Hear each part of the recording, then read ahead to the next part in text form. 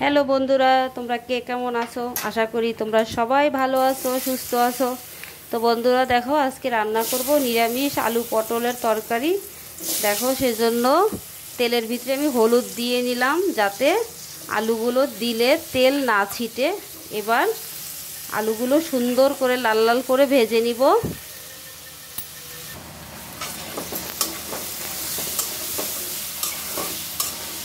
দেখো, দিয়ে দিব একটু লবণ।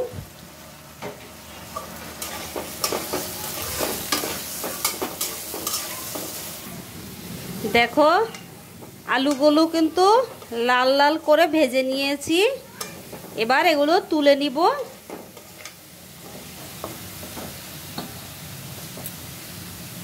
দেখো, আলু ভাজা তেলগুলোর ভিতরে দিয়ে দিব পটল, একটু হলুদ দিলাম, একটু লবণ। দেখো, পটলগুলো সুন্দর করে ভেজে নিলাম।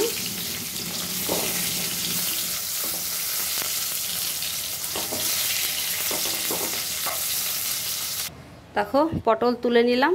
ওই তেলের ভিতরে দিব জিরা ফোড়ন। আর এই যে দেখো, মশলা নিছি, হলুদ, লবণ, মরিচের গুঁড়া।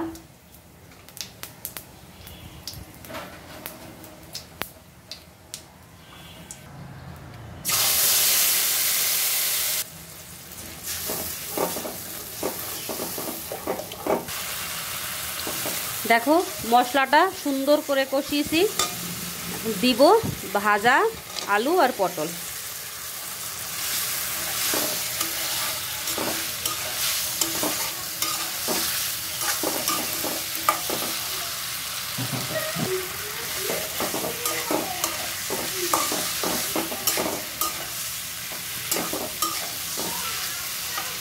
দেখো, কষানো হয়ে গেছে। দিয়ে দিব পরিমাণ মতো জল। বেশি জল দিতে হবে না, আলু আর পটলগুলো ভাজা ছিল।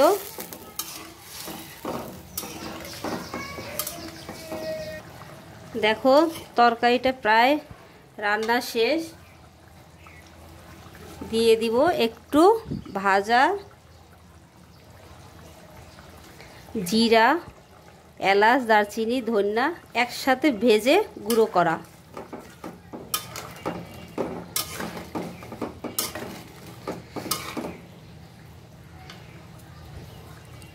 তো বন্ধুরা, নিরামিষ খুব সহজেই আলু পটলের কষা রান্না করা হয়ে গেল। তো তোমরাও এভাবে বানিয়ে খেতে পারো। তো আজকের জন্য ভিডিওটা শেষ করছি। তোমরা সবাই ভালো থেকো, সুস্থ